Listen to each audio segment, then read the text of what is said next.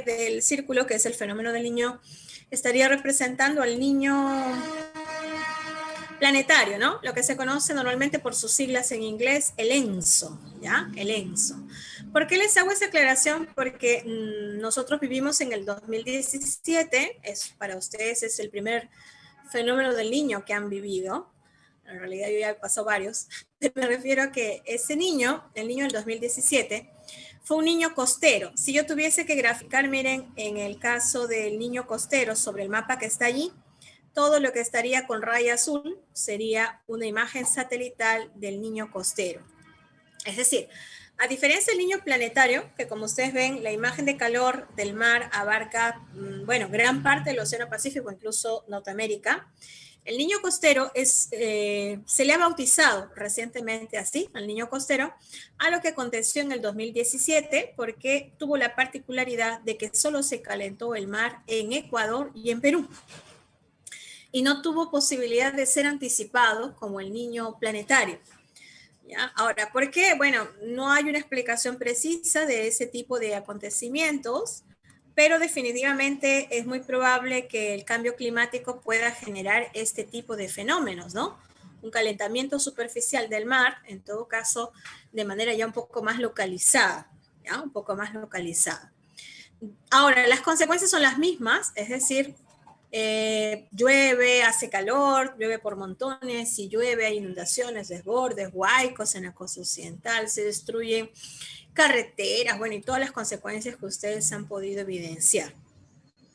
Pero reitero, las consecuencias se dieron entre Perú y Ecuador nada más, solo que Perú vivió más los embates porque a diferencia de Ecuador, el Perú no había aprendió la lección, como dicen, ¿no? Es decir, no se habían construido diques, no se habían limpiado cauces de ríos, etc. El nombre del fenómeno del niño es por el niño Dios, ¿no? O sea, Navidad. Los habitantes del norte le pusieron corriente al niño y fenómeno del niño porque aparecía más o menos por Navidad, por fin de año. Por eso lo bautizaron como el fenómeno del niño. ¿Ya? Ahora que luego se ha alterado y que de repente a veces no se presenta justo para esas fechas, eso ya es otra cosa, ¿no?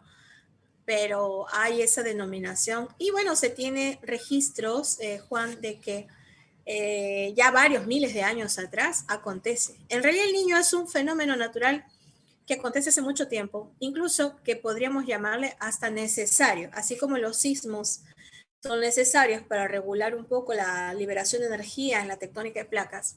Los fenómenos del niño y los fenómenos oceanográficos son parte de esa forma también de liberar un poco la energía acumulada. Ahora, lo que sí puede suceder es que los niños se hagan más frecuentes y esto sí ya tenga que ver con un problema del cambio climático, ¿no?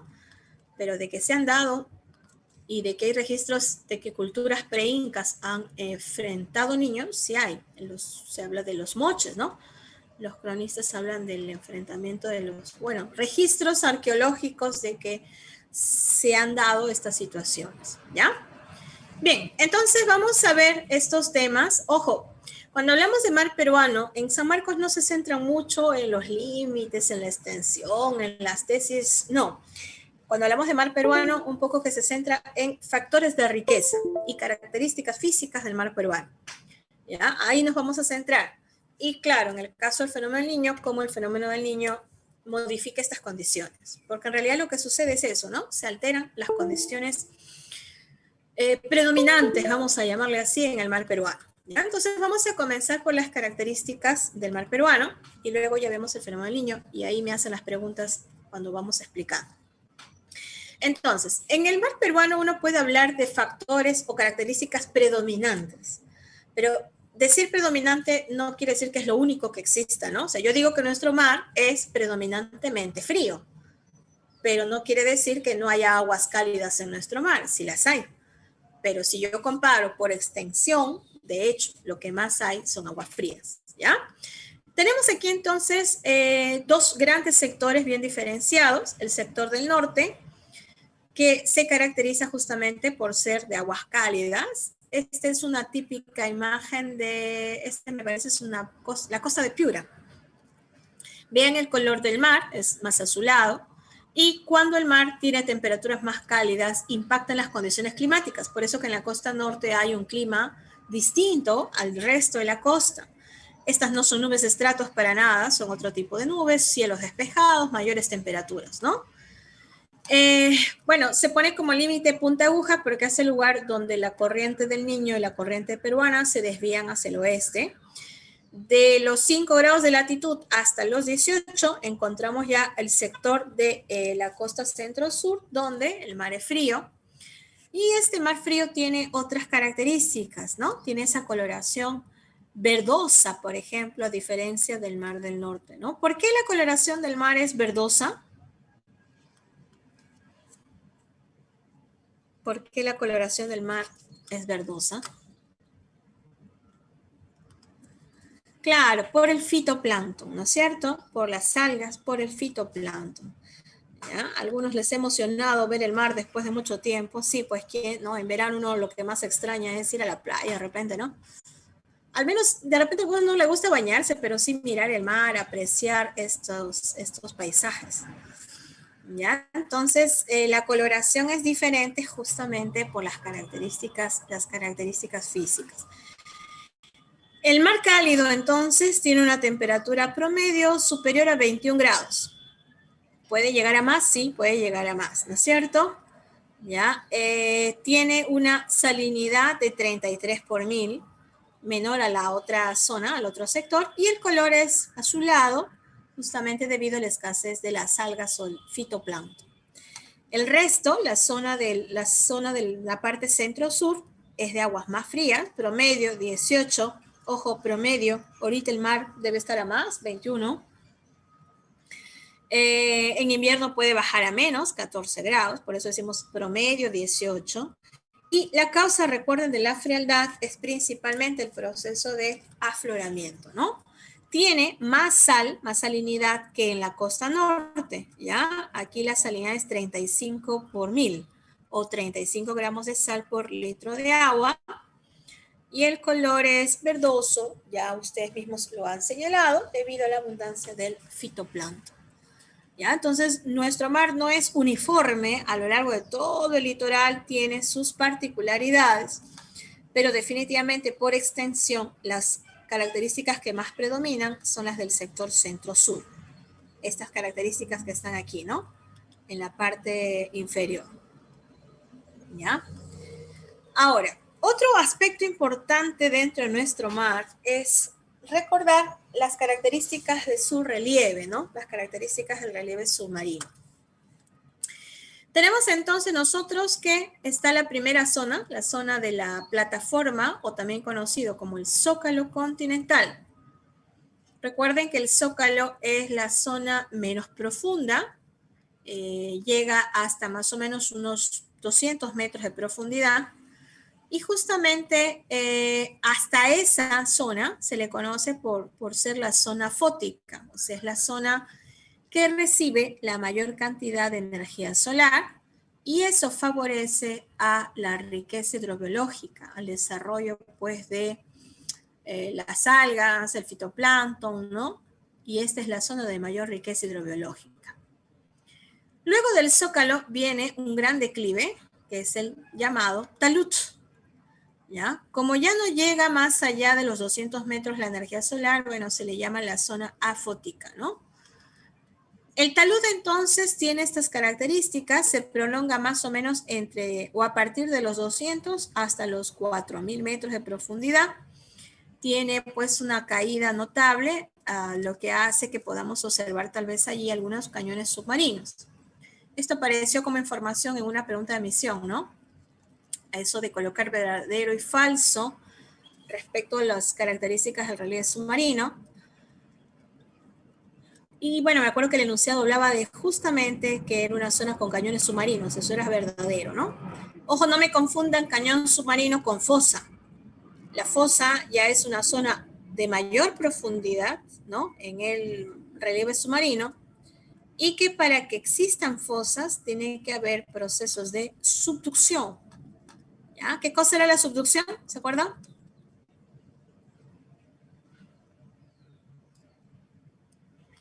Chicos, ¿están allí? ¿Se fueron? Una placa se hunde por debajo de la otra, ¿ya? La subducción es cuando una placa se hunde por debajo de la otra, ¿no? Entonces, esto es lo que ocurre, ¿no? La placa de Nazca, ¿ya? Se hunde por debajo de la placa sudamericana y ahí genera una zona de subducción, dando paso a la fosa marina o a la fosa abisal, ¿no? Entonces, no todos los relieves submarinos tenían fosas, ¿ya? Las fosas se daban en las zonas donde había subducción. Por eso es que cuando uno miraba, ¿se acuerdan ustedes? Lo vimos eso en clase. Cuando uno observa el mapa del Océano Pacífico, todo esto que uno ve más oscuro, esto de aquí, es fosa, ¿no? Justo que me hablaba su compañero del terremoto de Japón. Japón está en una zona donde hay subducción, pero Japón es una zona donde convergen varias placas. Por eso que es una zona muy sísmica, ¿no? ¿Ya? Pero bueno, acá hay convergencia, subducción, todo esto era el cinturón de fuego del Pacífico y miren ustedes el borde sudamericano. Acá vemos claramente cómo se da una subducción, ¿ya? Esta zona, claro, acá sería, lo celeste sería el zócalo. Si nos acercamos un poquito más, esta primera caída sería el talud, la parte más profunda sería la fosa. El resto es el fondo marino, ¿no es cierto? Vean que hay una zona más oscura aquí, ¿no? Esto es justamente el sector donde la fosa es más profunda, entre Perú y Chile, la fosa peruano-chilena, o bueno, en el Perú frente a Tacna, donde se da la mayor profundidad en la fosa. ¿Ya? Entonces, las fosas submarinas eran parte de los procesos de la dinámica de placas donde hay subducción, ¿ya? Bueno, no, mueres en el intento. En realidad no ha habido una exploración directa del hombre hasta el fondo marino, ¿no? O sea, la presión mataría, ¿no? A las personas. En todo caso, los submarinos llegan a ciertas profundidades, han podido detectar algunos aspectos, pero hay zonas que obviamente no se conocen. La fosa, luego tenemos el fondo, la llanura amazónica, y, llanura oceánica, y luego tenemos la dorsal de Nazca. La dorsal es una cordillera que aquí la podemos observar de otra manera, ¿no? Miren. ¿Ya? Se nota aquí, ¿no? Esta es una cordillera submarina. ¿Ya? Si nos acercamos un poquito más, bueno, se prolonga justo frente a Nazca, por eso se le llama la dorsal de Nazca, pero vean ustedes que se prolonga hasta casi la mitad del océano Pacífico, ¿no? ¿Ya? Entonces vamos a encontrar nosotros que dentro del relieve submarino peruano hay zócalo, hay talud, hay fosa, hay fondo marino obviamente y hay dorsal marina, que es la dorsal de Nazca. De todos esos relieves, no hay duda que el más importante es el zócalo, ¿no? Porque es ahí donde se va a generar la mayor riqueza hidrobiológica. ¿Ya? La mayor riqueza hidrobiológica.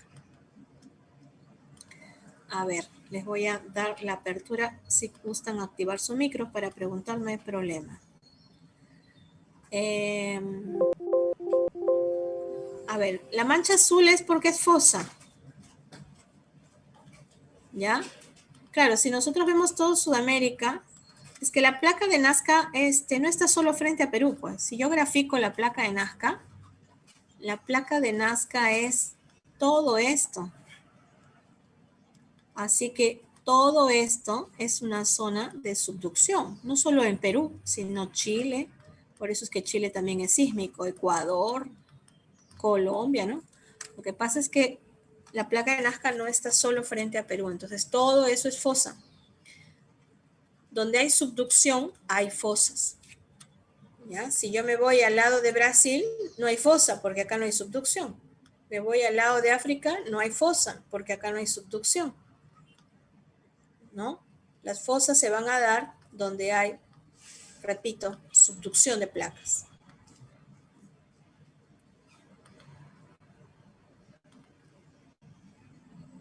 Es lo mismo fosa abisal que fosa marina. Fosa submarina sería, ¿no? Es lo mismo. Bien, me preguntaban sobre el factor más importante. Ya, no estamos viendo todavía los factores de riqueza, estamos viendo características del relieve. Si hablamos de factores de riqueza, de todas maneras, entra a tallar el principal factor o el primer factor, que es la amplitud del zócalo continental. Como les dije, un zócalo amplio favorece, ¿no?, a la captación de la energía solar y a los procesos de fotosíntesis.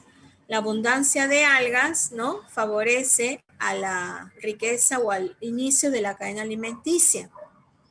Pero también a nivel de zócalo se da este otro proceso importantísimo, que es el afloramiento, el ascenso de aguas profundas, ¿no?, que van a contribuir, por un lado, a la frialdad del mar y por otro lado al ascenso de nutrientes.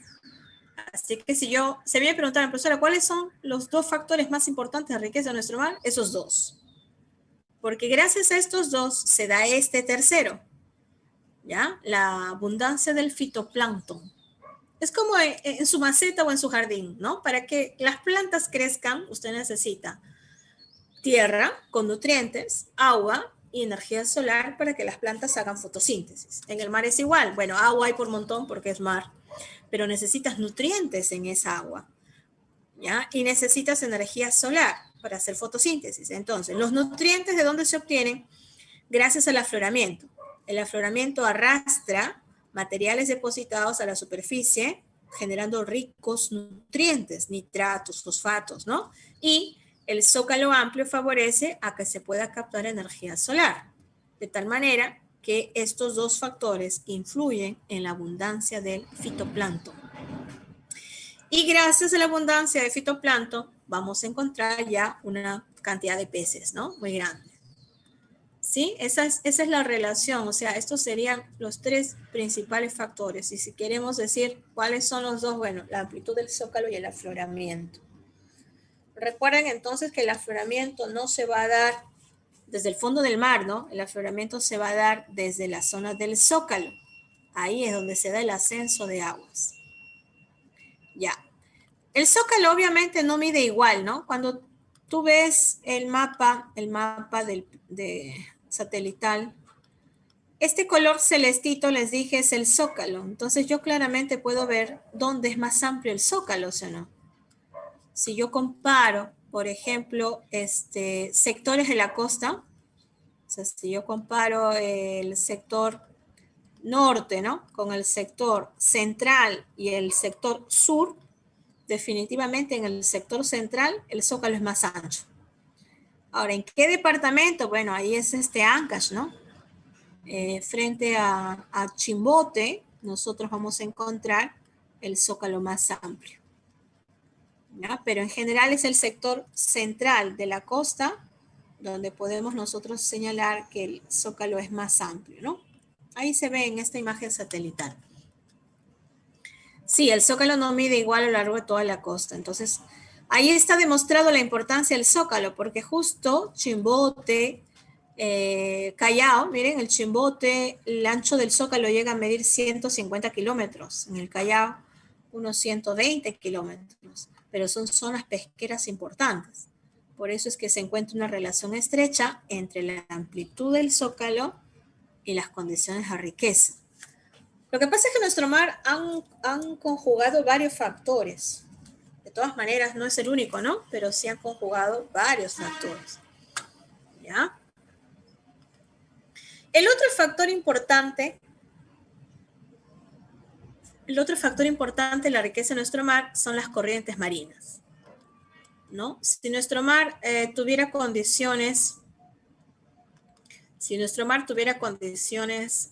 solamente frías, habría un solo tipo de especies.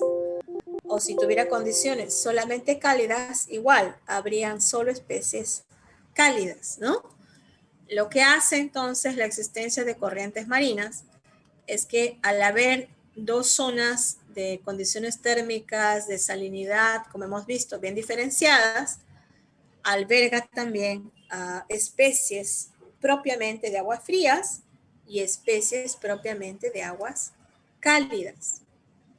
¿Ya? Entonces, por ejemplo, la anchoveta, ¿no?, el jurel son más de aguas frías. la caballa, ¿no? Y sin embargo, la pota, ¿no? O el calamar gigante, el perico, el mero, los langostinos, ¿no? Son de aguas cálidas. El atún, ¿no? Que se usa también para la conserva, es de aguas cálidas. ¿Ya? Entonces, el hecho de que el Perú tenga condiciones de aguas de diferentes temperaturas favorece sobre todo a la variedad de especies. Entonces, esos serían los factores más importantes, ¿ya? Amplitud del zócalo, afloramiento, abundancia del fitoplancton y la convergencia de corrientes marinas. Hay un factor que de repente en orden de importancia no aparecería en primer lugar, pero que en algún examen de admisión San Marcos también lo consideró, ¿no? La alta salinidad. Lo que pasa es que la alta salinidad del mar sola, por sí sola, no podría ser un factor de riqueza. Por eso se complementa con las otras cuatro y lo que hace la alta salinidad es que las aguas sean más densas y entonces pueda haber mayores condiciones para la flotabilidad del plancton, para que el plancton flote más. Ustedes saben que las aguas saladas hacen que los cuerpos floten, ¿no? Por eso cuando usted va al mar se puede hacer el muertito. Bueno, cuando iba al mar, ¿no? Ahorita ya no, la pandemia ha hecho olvidar las playas y esas condiciones, ¿no?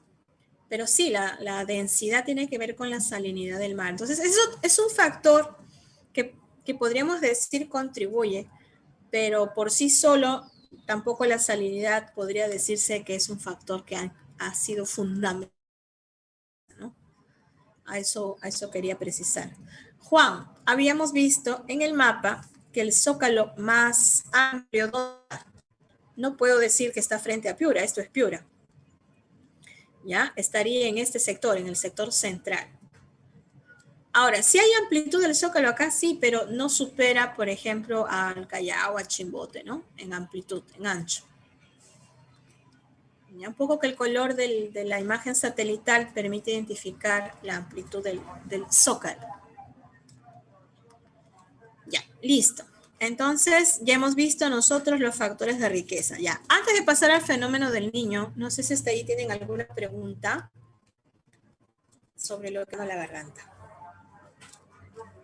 ¿No hay preguntas hasta allí? ¿Seguimos entonces? Ya, seguimos. ¿No? La corriente del niño es otro ramal.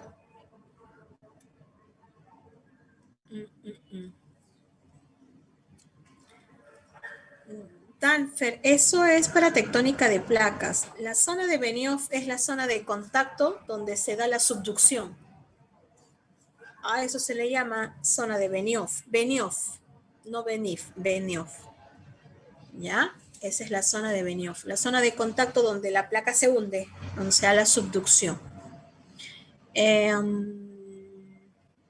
No entiendo, Julio, es la pregunta. Ah, ya, si hay especies vivas en las fosas. Sí, hace poco descubrieron una especie de calamar gigante, ¿no?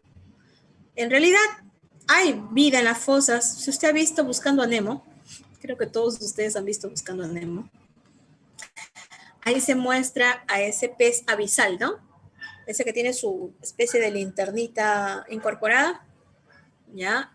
Claro, en las fosas abisales, en las profundidades del mar, ya no hay, plantas, porque no hay fotosíntesis. Por consiguiente, las especies que hay van a ser especies carnívoras, adaptadas a mayor presión del agua, a otras condiciones de temperatura. Así que son especies muy diferentes a las de la superficie. Incluso no necesitan ni ojos porque ahí está oscuro, ¿no?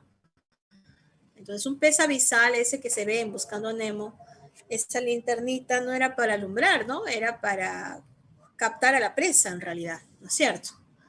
¿Ya? Entonces, sí, hay especies en las fosas, sí hay, pero reitero, la vida en mayores concentraciones está en la superficie, en la parte del zócalo donde está la mayor cantidad de radiación solar.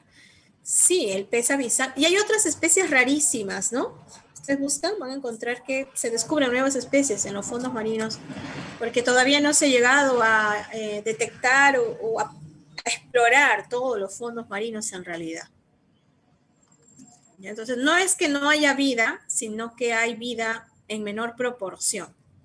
Eso hay que entenderlo, ¿no? En la zona del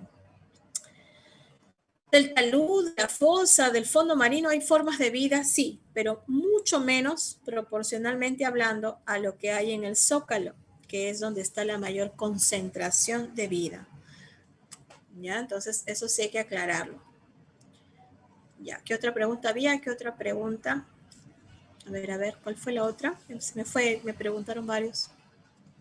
Ah, ya, si la corriente contraecuatorial es la misma que la corriente del Niño. No. Normalmente nosotros hablamos de dos corrientes, ¿no? La corriente del Niño y la corriente peruana, pero en el mar en verdad hay varias corrientes, no solo esas. La contracorriente ecuatorial es una corriente marina que va en esta dirección. Se le llama contracorriente ecuatorial porque va en la misma dirección de la rotación. No sufre desviación por Coriolis.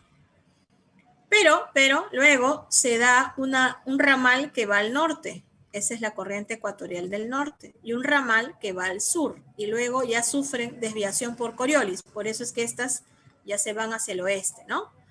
A esta que está acá, que se le llama corriente ecuatorial del sur, ¿ya? Es la que nosotros llamamos corriente del Niño. Entonces, la que está aquí es la contracorriente ecuatorial. La contracorriente ecuatorial es las flechas amarillas, ¿ya? Las flechas amarillas serían la contracorriente ecuatorial. Esta que está acá es la corriente ecuatorial del sur, la que llamamos corriente del Niño.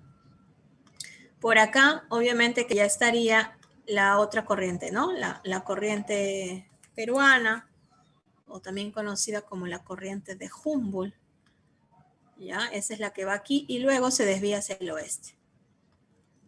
¿Sí? Son las más importantes, ¿no es cierto?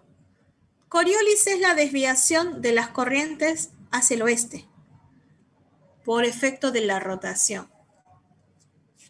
¿Sí? A eso se le llama efecto Coriolis. Efecto Coriolis. Ajá. A ver, continuamos chicos. El otro subtema dentro de esta clase es la corriente del niño. Perdón, el fenómeno del niño. Una cosa es corriente, ¿ya? La corriente es la que siempre ocurre y se desplaza normalmente como está aquí en el mapa, ¿no?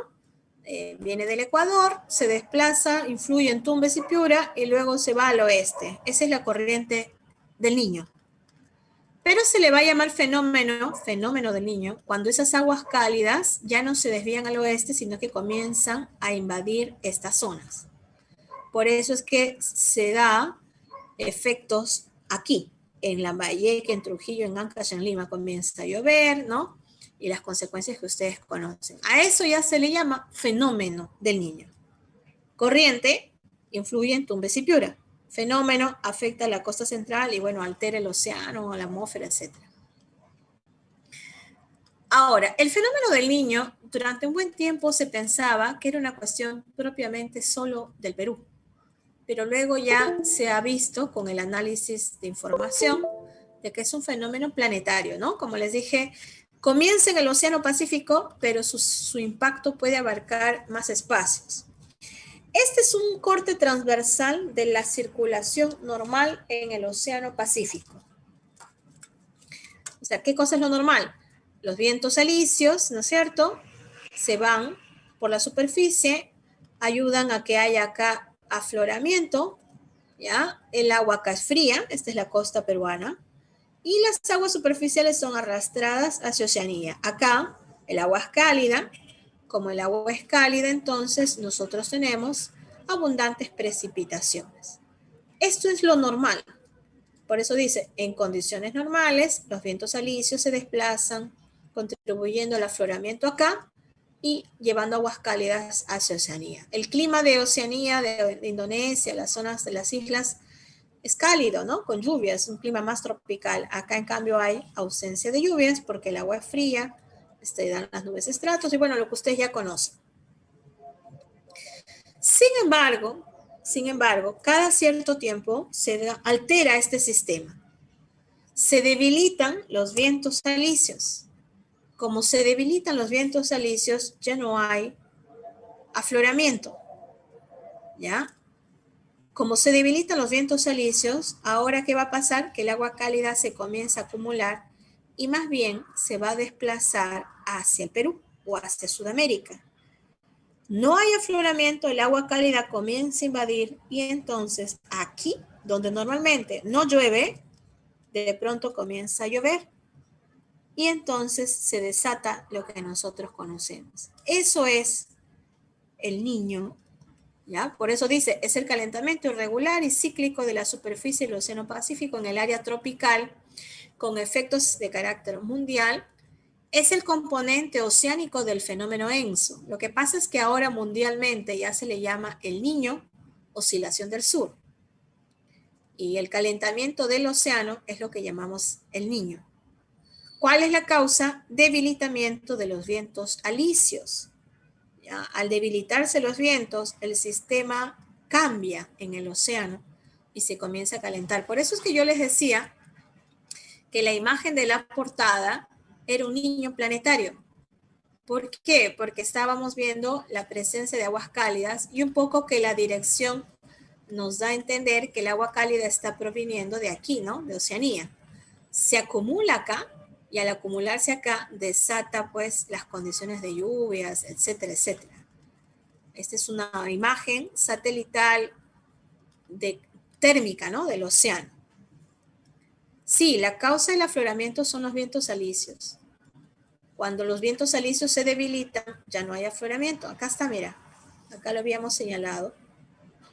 Proceso de afloramiento es el ascenso de aguas profundas y frías por la acción de los vientos alisios. Genera frialdad y ascenso de nutrientes. Cuando ya no hay alisios o cuando estos se debilitan, el agua ya no está fría, se comienza a tornar cálida y al tornarse cálida por el ingreso de masas de agua de la zona de Oceanía, el sistema climático cambia, ¿no? Las condiciones atmosféricas se ven afectadas con lluvias y las lluvias generan desbordes, inundaciones, etcétera, etcétera. Entonces, eso es lo que ocurre cuando hay un fenómeno del Niño. ¿Qué consecuencias genera el Niño? Bueno, ya hemos visto entonces que acá no habría afloramiento, lluvias aquí. Cuando llueve intensamente, vamos a encontrar que al llover en la costa norte, entonces tenemos condiciones de lluvias, inundaciones, afecta la agricultura, huaicos en la vertiente occidental, se destruyen carreteras, se inundan las casas, ¿no? ¿Qué pasa? El agua estancada contribuye a la reproducción de la Aedes aegypti, ¿no? El insecto transmisor del dengue. Así que se desatan pues epidemias de cólera, ¿no? ¿Qué más ocurre? Que como se rompen las tuberías del agua, el desagüe, hay exposición a contaminación, ¿no? Y entonces también se incrementan los casos del cólera. También ha habido mortandad alta por el cólera, me acuerdo en el niño, bueno, ese fue el niño del 97, ¿no? Se dieron esos casos. A nivel pesquero cambian las especies, ¿no? Como el mar ya no está frío, ya no hay anchovetas, pues. Se afecta la pesca industrial. Aparecen otras especies, ¿no? ¿Y qué ocurre mientras eso está pasando en la costa? ¿Qué pasa en la sierra? En la sierra más bien es lo contrario, sequías, sobre todo en la sierra sur, ¿no? Porque los vientos alisios no solamente influyen en la costa, los vientos alisios influyen en la sierra y en la selva. Cuando los vientos alisios se debilita el transporte de humedad aquí.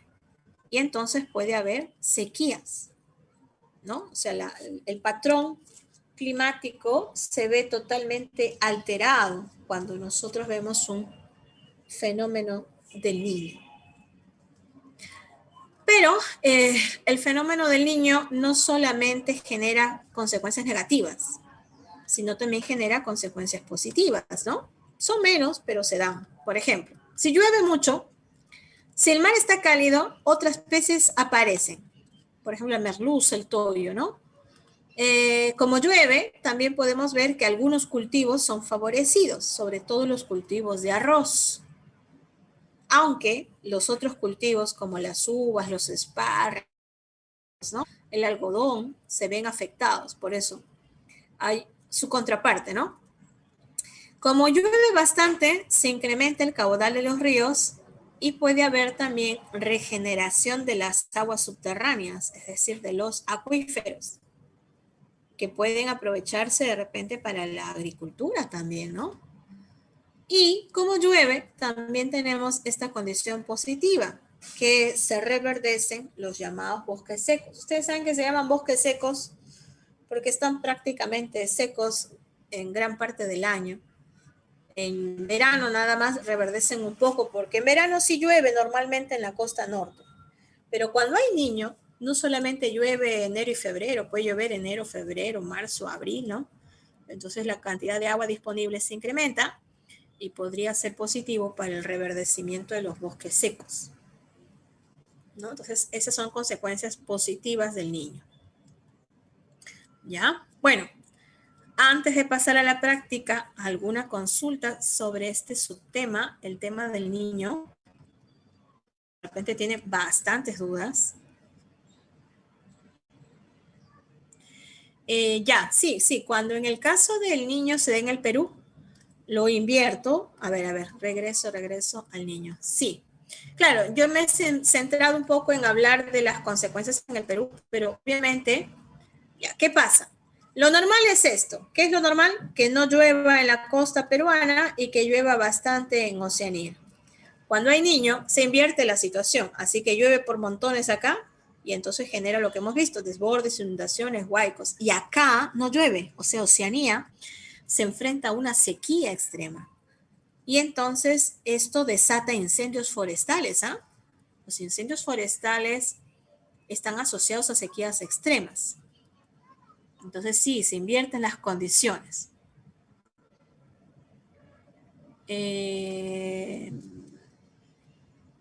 Ya entiendo la pregunta. Claro, yo les he dicho que una consecuencia positiva del niño es que hay agua por montones. Se renuevan los acuíferos. Pero, ¿qué pasa? ¿Qué pasa? Pregunta. Porque en el último niño tuvieron que cortar el agua. Pero no lo tuvieron que cortar porque no había agua, sino que el Guaycoloro se había desbordado y llegó cantidad de barro a la Tarjea, que es la zona de tratamiento del agua potable. Entonces tuvieron que suspender el servicio de agua, no porque no hubiera agua, sino que había agua, pero con mucho barro. Entonces se superó la capacidad de almacenamiento y tuvieron que esperar que se cierren los sistemas, se decante un poco el barro, el lodo y poder abastecer, porque si no, te iba a llegar agua con lodo a la casa, ¿no? Iba a dañar los sistemas, iba a ser más crítico. Yo me acuerdo que en ese año no solo se cortó el agua, sino que hubieron problemas en muchas conexiones de desagüe, ¿no? Porque se rompieron las estructuras, las tuberías. Me acuerdo que San Juan Lurigancho tuvo una semana casi en varias zonas sin agua porque se rompieron las tuberías. André, ¿quieres preguntar? Estás con la manito levantada. No. Sorry. No, sí. Okay. Como veo la manito levantada. Ya, a ver, otra pregunta.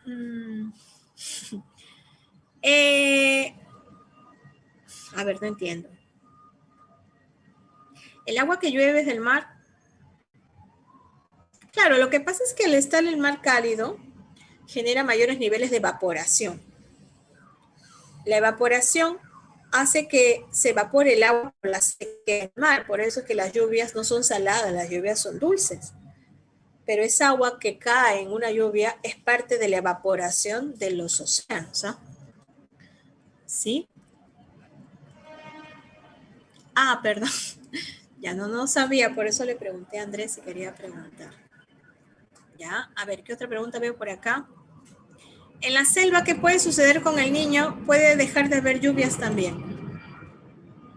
Sí, napa freática es agua subterránea. Al llover mucho y aumentar el caudal de los ríos, porque lo que sucede es que llueve, los ríos aumentan su caudal, se filtra el agua y eso hace que aumente el agua subterránea. Dijeron que según los datos, el último niño había generado que el agua subterránea del Rima se acumule de tal manera que nos ha dado reserva para 10 años más. O sea, no lo vemos, pero las aguas del Rímac, del Chillón y de los distintos ríos generan aguas subterráneas, sino que nosotros no aprovechamos mucho el agua subterránea, ¿no? En las fábricas sí, por ejemplo, yo vivo cerca de la Avenida Argentina, entonces en Avenida Argentina hay muchas fábricas. Muchas de esas fábricas utilizan agua subterránea para sus procesos industriales. Lo que pasa es que el agua subterránea, como no es potabilizada, no se puede usar directamente para el consumo humano, a menos que reciba un tratamiento. ¿Ya? Esa agua sí se puede usar con fines industriales. Sí, Lucio, hay varias corrientes marinas. Ajá. ¿El aumento de las lluvias podría acabar en la lixiviación? Sí, lo que pasa es que una cosa es decir clima lluvioso y otra cosa es decir una anomalía con lluvias, ¿no? Porque una anomalía es que va a llover 3 meses, pero luego deja de llover. En cambio, la lixiviación es más cuando las lluvias son permanentes a lo largo del año. Pero de que una lluvia fuerte puede provocar erosión, sí, huaicos también, ¿no? Puede provocar lixiviación, sí, pero reitero, la lixiviación es más asociada a zonas donde las lluvias son permanentes y no tanto por una anomalía climática. ¿Ya? ¿Listo? ¿Algún otro interrogante? Ahora sí, podemos comenzar. ¿Alguna otra pregunta más? Ya después seguramente van a ver, alguna se me escapó porque a veces comienza en Perú, o mejor dicho, inicia en el Océano Pacífico tropical, pero no quiere decir que las consecuencias solo se dan allí, ¿eh? Las consecuencias se dan de manera mundial. Altera el clima de manera general. Miren. Ya, bueno, esta es una infografía.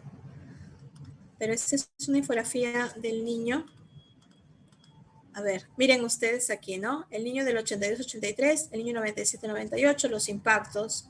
Bueno, puede generar problemas. Impactos positivos, reduce las heladas porque hace menos frío. Influye en los cultivos de arroz, a los bosques secos, pero puede en términos generales afectar a la pesca, la agricultura, la infraestructura y las enfermedades. Vean el mapa de impacto mundial. Estados Unidos sí vive efectos del fenómeno del niño. Colombia, Centroamérica, África. Es que inicia en el Océano Pacífico, pero la alteración de la atmósfera impacta en el Atlántico también.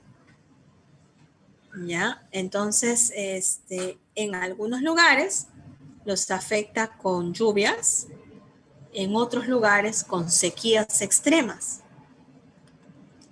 ¿Ya? Entonces, sí, el ENSO puede generar efectos mundiales. A ver, no sé si acá hay otro mapa mundial, dependiendo, ¿no? Miren aquí en Sudamérica las consecuencias no son iguales. Aquí lluvias intensas, incremento de temperatura, pero miren en Brasil, sequías. Miren acá en Centroamérica, llueve por montones aquí, pero al otro lado sequías severas, ¿no? Entonces, lo que va a pasar es que el fenómeno del niño va a alterar los patrones climáticos. Ojo, el niño planetario, el ENSO, justamente ahí se diferencia del niño costero. El niño costero solamente afecta a Perú y Ecuador. Pero este que les he estado explicando, de la alteración de la circulación, se ubica siempre en el Pacífico porque allí comienza. Pero al alterarse el sistema de océano y atmósfera, los efectos luego se van a ir dando en cadena en diferentes partes del planeta, ¿no? Entonces, en términos generales, ¿qué cosa produce el niño planetario? En los lugares donde debe llover, no llueve, hay sequías. Y en los lugares donde normalmente no llueve, cuando hay niño, llueve por montones. Y eso implica efectos ya secundarios, ¿no? Los más afectados son los países donde comienza a llover. ¿Por qué? Porque su infraestructura no estará preparada para lluvias. Y de pronto comienza a llover, el nivel de impacto es mayor. ¿Ya? Es como si en Lima lloviera torrencialmente. Si Lima se ve sometida a una lluvia torrencial, Lima se inunda. No tiene casas con techos a dos aguas, no tiene canaletas, no tiene nada que le permita enfrentar una lluvia, ¿sí o no? Eso es lo que ocurre, ¿no? Entonces, en los países donde normalmente no llueve y cuando hay niños comienza a llover, son los países que más se ven afectados. Eso es lo que va a suceder. ¿Listo? Ya está. Ahora sí, más claro, ya. Ahora déjenme activarles la práctica, por favor, porque si no, nos vamos a ir con el tiempo, ¿ya? A ver, denme un minutito. He estado viendo la parte de... Acá está, área personal. Ya.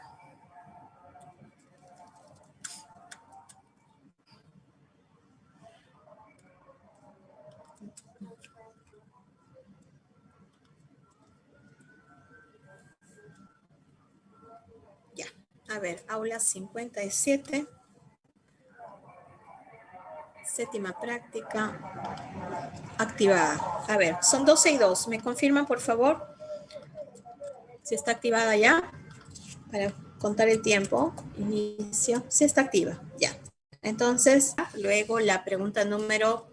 Bueno, perdón, la 7, la 5, la 7, la 8, la 10. A ver, vamos a ver por qué. ¿Cuáles son las dudas, ya? Así que cuando estemos resolviendo y de repente las preguntas no les convenza, la respuesta no les convenza, por favor, me dicen, ¿ya? Me dicen cuál ha sido la dificultad. A ver, listo. A ver, comenzamos con la pregunta número... A ver, nos concentramos entonces en la pregunta número 1. Si quieren usar el micro, por favor lo hacen de manera ordenada, ¿ya? A veces no puedo leer todos los mensajes porque me llegan varios a la vez y algunas preguntas quedan sin resolver. La 1 nos hablaba del afloramiento, ¿no es cierto? El afloramiento consiste en el ascenso de aguas frías y nutrientes, dice. ¿A qué se debe el afloramiento? ¿Cuál era la causa principal del afloramiento? En la 1 creo que no ha habido muchas dudas, ¿no? Mucha confusión.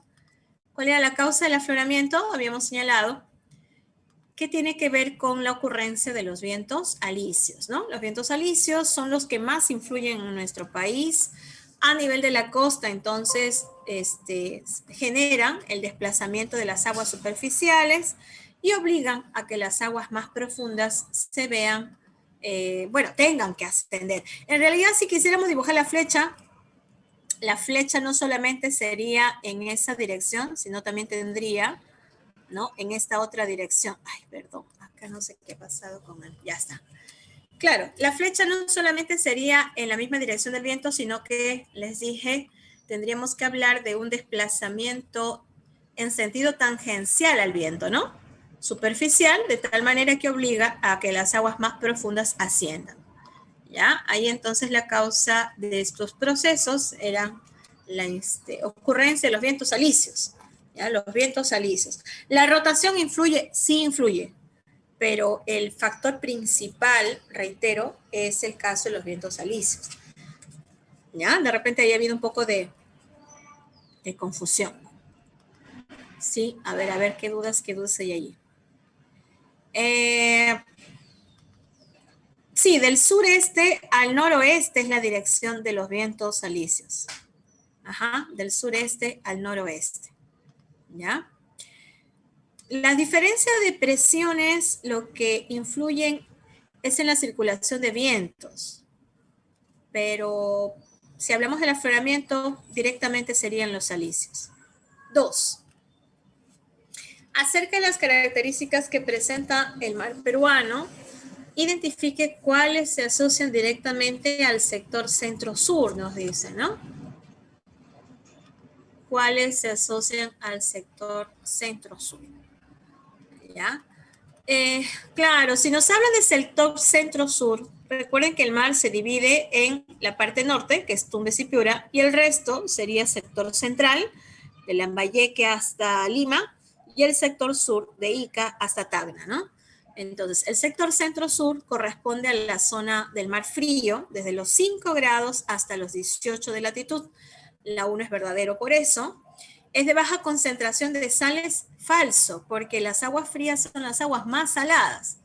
¿Ya? El mar va a ser entonces más salado. Es de alta densidad y viscosidad. Ah, ya, de repente he aquí el problema, ¿no? No hemos hablado mucho de la viscosidad, pero cuando las aguas son más saladas, el agua es más viscosa, el agua es más densa. Y les comenté que la salinidad había sido considerado un factor también que ayudaba a la flotabilidad del plancton por la densidad, ¿no es cierto?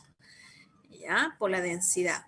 Sí, si usted toma, bueno, si usted pone un vaso con agua y al otro vaso con agua le echa unas 2 cucharadas de sal y la mueve, se va a dar cuenta de que el agua se vuelve media viscosa, ¿no? Por la concentración. Sí, Julius, estás por buen camino, no te preocupes. ¿Ya? Y luego decía, la alta concentración de fitoplancton disminuye la cantidad de peces en ese sector. Es falso porque más bien la cantidad de fitoplancton ayuda a la concentración de peces. ¿Ya? Entonces ahí era la 1 y la 3 como enunciados verdaderos. Ajá. ¿Alguna duda allí, chicos, en la pregunta número 2? Ya. 18 grados de latitud es hasta Chile. Ay, perdón. A ver, si nosotros ponemos por acá, por ejemplo, ya, ¿quieren saber las latitudes? Ya, aquí está. Esto es el Ecuador, ¿no? El Ecuador estaría aquí, justo donde lo estoy graficando, el Ecuador. El mar peruano se extiende desde los 3 grados de latitud hasta los 18 grados de latitud. Todo esto en el mar peruano. El sector norte abarcaría entre los 3 y los 5 grados de latitud. Y desde los 5 grados de latitud hasta los 18 es el mar frío, centro-sur. ¿Sí? Claro, el Perú abarcaba desde los 0 grados hasta Tacna de 18 grados, más o menos. Pero el mar peruano no comienza a los 0, pues. El mar peruano, como acá está Ecuador, comenzaría más o menos por aquí. A los 3 grados de latitud, entre los 3 y los 5 grados, mar tropical. Y entre los 5 y los 18, mar frío. ¿Sí? ¿Sí está claro? Ahora sí está. Claro, recuerden que la idea de la práctica es que ustedes puedan, si bien es cierto, no siempre va a salir 100% perfecto, porque estamos en este proceso de aprendizaje, sí nos va a permitir solucionar nuestras dudas. Esa es la idea, ¿no? Que si hemos marcado mal, porque alguna clave nos generó dudas, ahora ya no tengamos la duda, ¿no? Esa es la idea. Ahora miren, lo hemos visto, pero no le han puesto atención. Cuando yo marqué el límite de las corrientes, no sé si está aquí, ya. Claro, el comienzo fue, en la primera PPT se marcaba el mar del norte hasta, ¿no? 5 grados de latitud sur y luego estaba el mar frío. Claro, se centró un poco más en punta agujas, ¿no? El límite entre uno y otro. El mar frío entonces va desde los 5 grados hasta los 18 grados de latitud, que es lo que estamos nosotros señalando. ¿Ya? La respuesta ahí era avión. A ver, me han escrito más en el chat. Ustedes son tímidos, no les gusta usar el micrófono. Ya está. Seguimos. Los chicos del veranito sí usan el micrófono más, a ellos les gusta hablar más. A ver, la pregunta 3. Ahí, ¿cuál es la respuesta? Acá nos habla de las características más representativas de nuestro mar. ¿Ya? Más representativos. Entonces yo les decía que todo nuestro mar no tiene las mismas características, pero cuando hablamos de representativos es lo más predominante, ¿no es cierto? Entonces si nos están hablando de lo más predominante, la respuesta aquí, ya, una característica predominante es que el mar es frío, por consiguiente, lo primero es falso, porque el mar es frío no por los deshielos de los nevados, sino por el afloramiento, ¿no es cierto? Si el mar tiene temperaturas de 18 grados, el segundo enunciado ya es falso porque nos habla de temperaturas entre 22 a 24. Ya. Luego nos habla del color del mar, que es verdoso, pero no por la abundancia del zooplancton, sino del fitoplancton. Ajá, ahí se han emocionado, ¿no es cierto? Muchos han marcado la C. ¿Ya? Es que hay plantas y hay animales microscópicos. Las plantas son las que se conocen con el nombre de fitoplancton y los animales microscópicos se conocen con el nombre de zooplancton. ¿Ya? Entonces, el inicio de la cadena alimenticia, cuando usted aprende en su curso de biología, en ecología, inician los productores, las plantas. No, la generalización sería plancton. El nombre genérico es plancton. Dentro del plancton encontramos el fitoplancton, que son las plantas, y el zooplancton, que son los animales. ¿Ya? La respuesta entonces aquí era la D, porque la salinidad no era igual. Miren, este mapita es un mapa del IMARPE, el Instituto del Mar del Perú, y son isolinas, ¿no? Líneas de igual salinidad. Vean ustedes, acá estamos hablando de 35,2, 35,3, 35 de salinidad, y si nos vamos al norte, en Tumbes, en Piura, 34,7, 34,8. O sea, no es abismal la diferencia, pero en términos generales, el mar del norte es menos salado que el resto. ¿Ya? Yo me acuerdo que San Marcos preguntó una vez, ¿qué ocurre cuando hay fenómeno del niño con las características físicas del mar? Y las claves decían alta salinidad, alta temperatura, alta salinidad, baja temperatura, baja salinidad, baja temperatura. Jugó con esos dos indicadores. Entonces, si yo sé que el mar del norte es menos salado, ¿ya? Cuando hay fenómeno del niño, ¿qué pasará con el resto del mar? Bajará la salinidad. Aumenta la temperatura, pero baja la salinidad. Esa era la clave en esa pregunta, ¿no? Alta temperatura y baja salinidad. Es un indicativo cuando hay fenómeno del niño. Esto es normal acá, ¿no? Alta temperatura y baja salinidad es normal en Tumbes y Piura. Pero cuando hay fenómeno del niño, estas características se prolongan por toda la costa central. Y aquí se dan esos cambios también.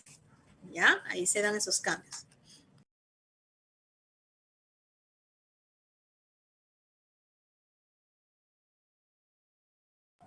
Bien, entonces la respuesta era la D. Según entonces sus preguntas, estoy suponiendo que la confusión ha sido con la C, ¿no? Donde decía zooplancton. El distractor realmente cumplió su función de ser un distractor. Sí, ¿por qué hay menos salinidad cuando hay más temperatura? Porque como hay más temperatura, llueve y las lluvias son las que reducen los porcentajes de sal. Por eso que cuando hay fenómeno del niño, aumenta y la temperatura y en todo caso baja la salinidad, ¿ya? Baja la salinidad.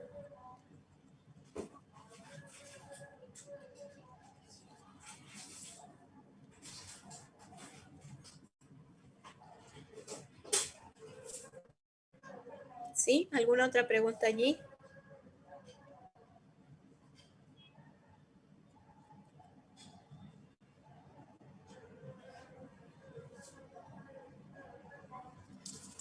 A ver, ¿alguna otra duda acá?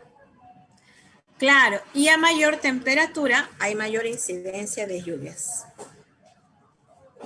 Ajá.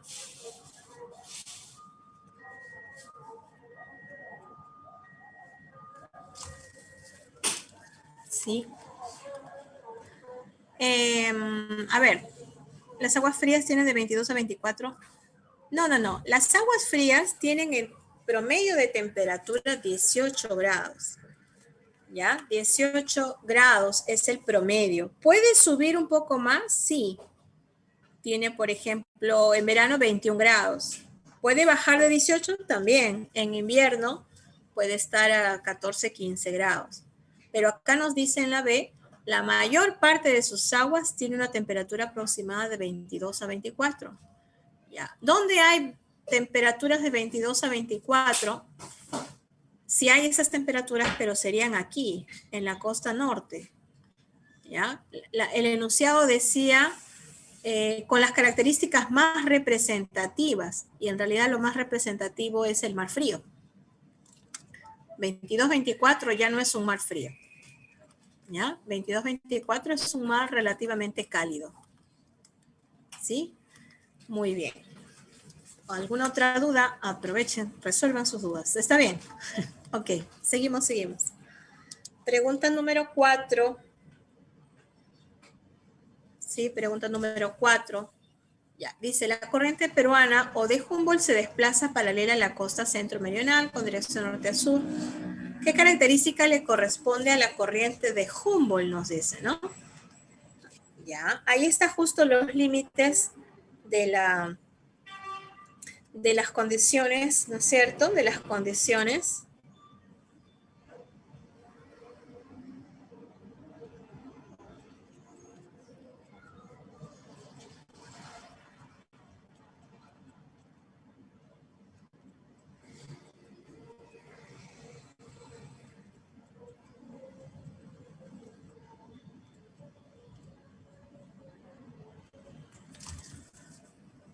Ya, a ver, entonces nos dicen que más o menos el Mar del Norte se extiende desde paralelo Boca de Capones, que es 3 grados, hasta los 5 grados, que es Punta Aguja, y el resto ya es la zona centro-sur, ¿no?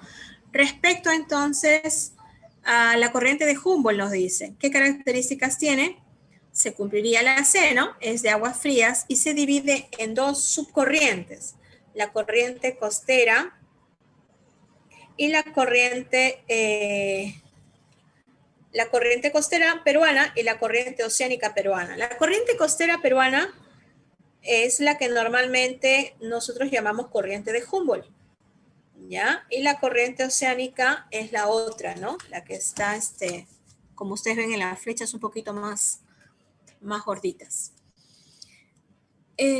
Ya, entonces la A no se cumple porque la corriente Humboldt no está entre Boca de Capones y Punta Agujas, tampoco posee baja salinidad, ya hemos dicho que es alta la salinidad, y al situarse en baja latitud, sus aguas son de carácter tropical. Bueno, sí está en baja latitud porque está cerca del Ecuador, debería tener aguas tropicales, pero no, sus aguas son frías.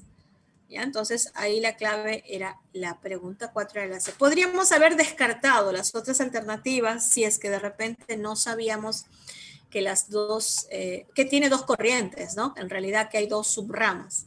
Podríamos haber descartado, ¿ya? ¿Alguna duda ahí, chicos? Ya, justo era esa la consulta, ¿no? Sí, hay 2 subcorrientes. En realidad, por eso, en el mar peruano siempre se hace énfasis en la corriente de Humboldt y en la corriente del Niño. Pero hay más corrientes en el mar peruano. Estas 2 son las que siempre se toman en consideración porque son las más importantes. ¿Ya? Pero sí, en realidad hay una corriente costera y una corriente oceánica. La corriente costera, que conocemos normalmente como la peruana o la de Humboldt, es la más fría.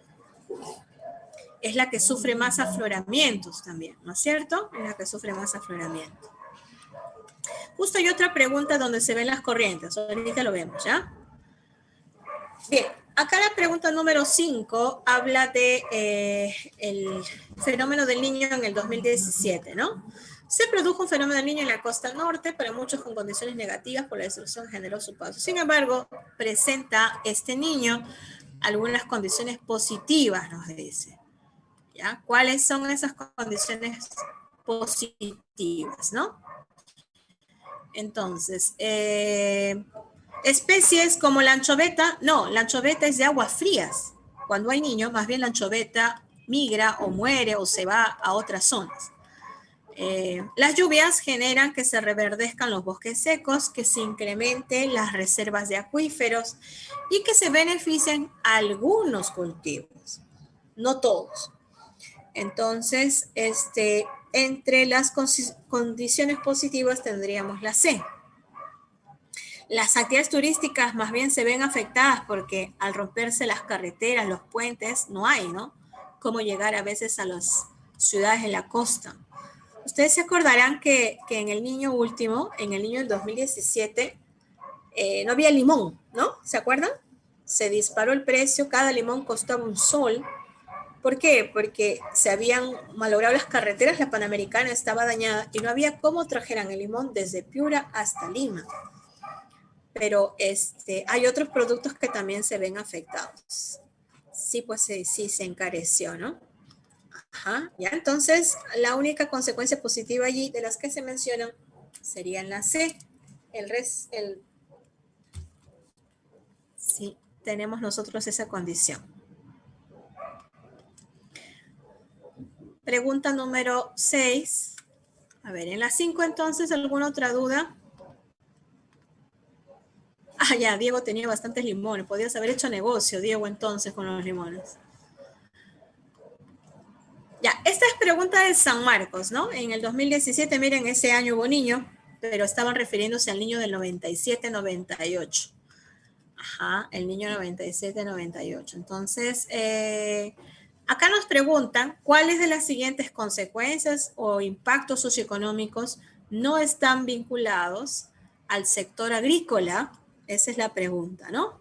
No están vinculados a la agricultura. Lo que pasa es que a veces cuando uno lee la pregunta se olvida de que dice no.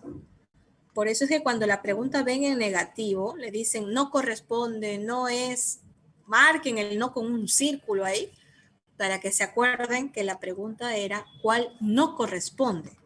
Porque San Marcos suele poner claves que sí corresponden, pero son distractores que les van a confundir porque la pregunta era cuál no corresponde, ¿ya? Entonces, sí corresponde la producción de cultivos en zonas áridas. De hecho, que cuando hay el niño y llueve, afecta a los cultivos en zonas áridas. Por otro lado, hay inundaciones que también imposibilitan otros tipos de cultivos, así que también tiene relación. Se afectan cultivos, otros se ven favorecidos, pero eso sí tiene que ver con la agricultura, ¿sí o no? O sea que 1 y 2, y seguro que muchos se han emocionado y marcaron la C, 1 y 2, porque sí tienen que ver con la agricultura. Pero el enunciado decía cuáles no tienen que ver con la agricultura. ¿Ya? Sí, sí, a veces se emociona. Bueno, entonces las lluvias, las inundaciones sí tienen que ver con la agricultura. Incremento de la napa freática o el agua subterránea que puede servir para los embalses, el riego también. Claro, lo que no tiene que ver directamente con la agricultura era 3 y 4, ¿no? En la meseta del Collao habían sequías. Y las sequías, como es una meseta, no tanto hay agricultura ahí. Lo que hay es más ganadería, ¿no? Y el desmoronamiento de viviendas y pérdida de enseres es una consecuencia común durante el niño que, de hecho, no tiene que ver con el sector agrícola, ¿ya? Con el sector agrícola.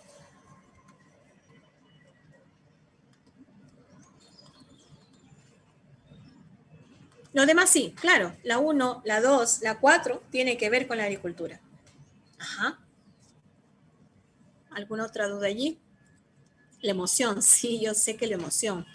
Por eso, eso es una recomendación que les deben hacer seguro en todos sus cursos. Cuando ustedes digan no, enciérrenlo, ¿ya? Enciérrenlo en las consecuencias que no corresponden. Y claro, nos está hablando de la acción agrícola. Ya con eso era un poquito más fácil descartar, ¿no? La parte de la agricultura. Bien, pregunta 7. En la pregunta 7 nos están haciendo referencia también a los sectores. A ver, no es categórico. Hay algunas mesetas donde hay agricultura, ¿ya? Pero la mayoría de las mesetas, como están a más de 4.000 metros, 3.800, ya no hay mucha agricultura, sino pastos, ichu, ganado, camélidos. A la ganadería, por eso te les decía que sí les puede afectar, pero a la agricultura no tanto. ¿Ya? A la agricultura no tanto. Zonas áridas son zonas donde no llueve, ¿no? Son zonas donde no llueve. Normalmente en la costa no llueve, pero el niño genera que sí llueva, así que sí puede afectar a la agricultura en las zonas áridas. A ver, en la pregunta 7, ¿no es cierto? En la pregunta 7 dice, presenta dos sectores, el mar frío y el mar tropical. Algunos pescadores se van en búsqueda de pejerrey, ¿no es cierto? ¿Han comido pejerrey o no? ¿Han comido pejerrey? ¿Sí o no? Han comido su pejerrey arrebozado, esos peces chiquititos. Eso abunda en nuestro mar. La anchoveta, el pejerrey arrebozado es lo más rico, ¿no es cierto? Ya, bueno, caballa, jurel, bueno, son especies propias de las zonas del mar frío. Sí, sí he comido, Juan, hace años, porque arrebozado me gustaba en el desayuno el pejerrey. Antes comíamos más pescado que ahora, creo. Ahora puro pollo, ¿no? Bueno, tenemos entonces nosotros, ya, se van en búsqueda de esas especies y la idea era identificar en qué zona del litoral. Entonces, si nos están hablando de aguas frías, yo puedo descartar la B y la C, porque ya nos estaban hablando de Paita y Tumbes. Paita y Tumbes son mares cálidos, y en los mares cálidos ya no encuentro de repente este jurel, pejerrey, ¿no? Podría ser Chimbote o podría ser Callao. Pero yo veo que la zona de Chimbote hay relación con el mar frío, que es el afloramiento de las aguas. En cambio, en la parte del Callao dice alta temperatura. Obviamente que en el Callao la temperatura no es alta del mar, sino es baja. La respuesta era la A. ¿Ya? Acá se mencionan algunas especies propias de aguas frías. Ya, en el caso del bonito, lo que pasa es que el bonito existe en mares de aguas más o menos mezcladas. Por ejemplo, en la corriente oceánica yo encuentro bonito. Es un poco menos fría que la corriente costera, pero sí, está en la costa central. ¿Ya? La trucha no es de mar, la trucha es de río. Ah, ya, claro. A ver, la alternativa C nos dice, sí. Si no fuera Tumbes y hubieran puesto acá, no sé, pues, no sé, la Malle, el sector de la costa central y sur, podría haber sido la C, ¿no? Pero acá no hay correspondencia porque dice Tumbes y dice que alberga gran cantidad de plancton. En realidad el fitoplancton o el plancton es más en la costa central. ¿Ya? Entonces ahí la respuesta sería la A, ¿no? La 7. En la 8, aquí están las corrientes. Acá se grafica la contracorriente ecuatorial, la corriente del Niño, la corriente costera y la corriente oceánica. Hay otras corrientes que van por debajo, ¿no? La subsuperficial, por ejemplo, ¿no? La subsuperficial va a ir por debajo, pero estas son las dos más importantes. El enunciado nos decía cuáles son aquellas que están bajo la influencia del anticiclón. El anticiclón está aquí. Por consiguiente, va a impactar sobre todo en la corriente costera y en la oceánica peruana. La corriente del Niño ya no tiene que ver nada con el anticiclón, porque viene de la zona ecuatorial, ¿ya? Porque viene de la zona ecuatorial. Muy bien. Ahí sería entonces, muy bien, Jean-Pierre, la 8, la B. Pregunta número 9. Ya, respecto a los relieves submarinos, ¿cuáles son verdaderos y falsos, no? Ya, dice, la cortina submarina conocida como la erosión del Nazca es paralela al litoral. Ahí vemos que no es nada paralela al litoral, eso es falso, ¿no es cierto? Sí, eso es falso. Ya. La 2, la parte más profunda es la fosa de Tacna. Sí, la parte más profunda es la fosa frente a Tacna. ¿El talud es una zona de poca pendiente? No, el talud más bien tiene una gran pendiente y llega no a los 400, sino hasta los 4000 metros de profundidad. ¿La plataforma continental es la zona de mayor producción biológica? Sí, ¿no es cierto? Claro, ahí la respuesta era entonces falso, verdadero, falso, verdadero. La respuesta es la C. ¿Ya? La respuesta es la C, la pregunta número 9. ¿Alguna duda allí, chicos? ¿Alguna duda, por favor? No hay dudas, ya. Pregunta número 10. Acá nos habla otra vez de consecuencias positivas del niño. Sí, sí, Julius, plataforma es lo mismo que zócalo, ¿ya? Se usan como sinónimos. Bueno, ¿cuáles son consecuencias positivas? Las inundaciones no son para nada positivas, ¿no? ¿Incrementa la anchoveta? No, cuando hay niño, reduce la anchoveta, cambian las especies más bien. Recuperación de acuíferos sí es una consecuencia positiva y condiciones para la agricultura diversa, para ciertos productos agrícolas, como ustedes ven aquí, para ciertos productos sí, pero otros no. Por ejemplo, son afectados algunas frutas, pero veíamos que el arroz sí se puede favorecer. Entonces, la 4 abarcaba toda la agricultura. La respuesta es la C, ¿no? Solo 3. ¿Sí? Solo 3 sería como consecuencia positiva del fenómeno del niño. Pregunta número 4. En base a la imagen, responda cuáles son verdaderos. Esa es la imagen. ¿Ya? Entonces, ¿qué nos está representando? Está representando la circulación normal de los vientos. Está representando la circulación normal de los vientos. Claro, en condiciones normales, acá hay afloramiento, el agua está fría y al lado de Oceanía las aguas están calientes con lluvias. Por consiguiente, el enunciado 1 es verdadero.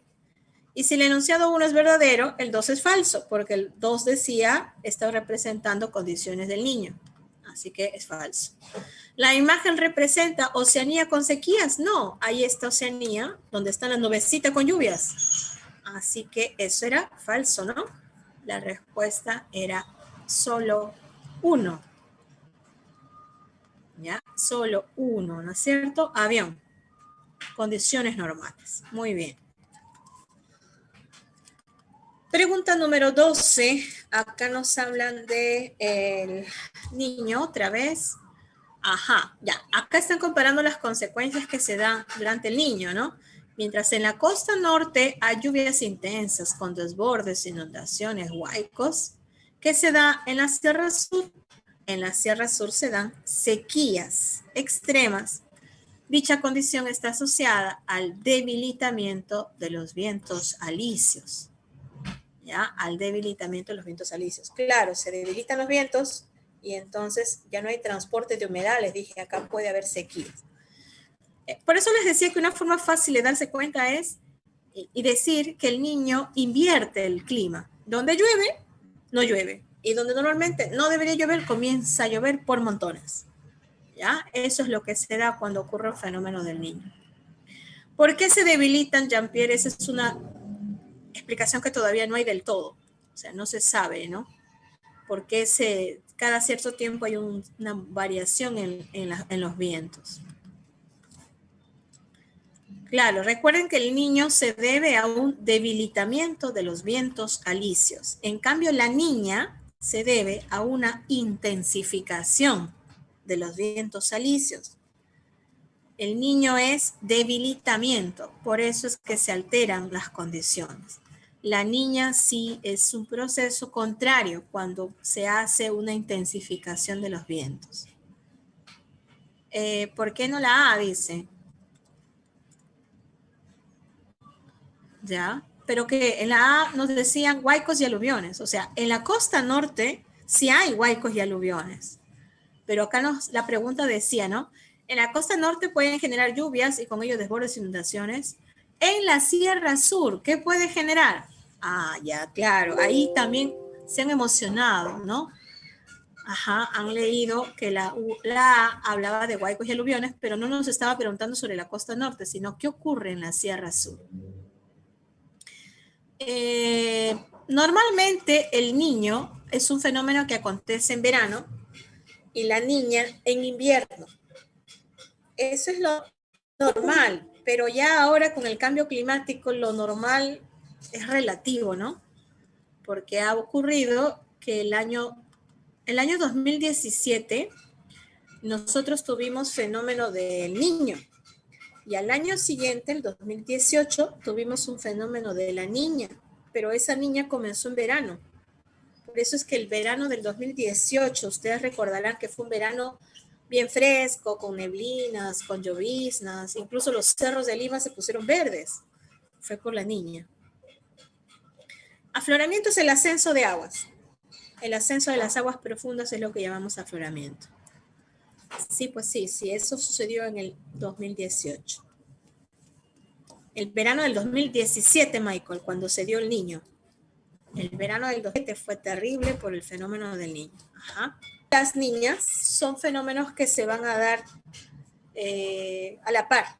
Cuando hay un fenómeno del niño, al año siguiente es como para regular las condiciones del océano y de la atmósfera.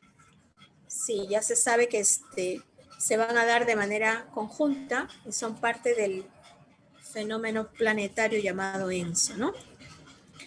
¿Por qué le pusieron a la niña? Por oposición. La niña genera lo opuesto al niño. Si el niño genera en la costa lluvias, desbordes, inundaciones, la niña genera sequías más bien en la costa. No, no hay una fecha exacta, Jean-Pierre. No se sabe cada cuánto tiempo hay niños. Se dan de manera cíclica, pero no periódica. Yo no puedo decir cada 5 años hay niños, cada 7 años no. No se puede. No hay un tiempo exacto de años que se va a dar los fenómenos como el niño y la niña.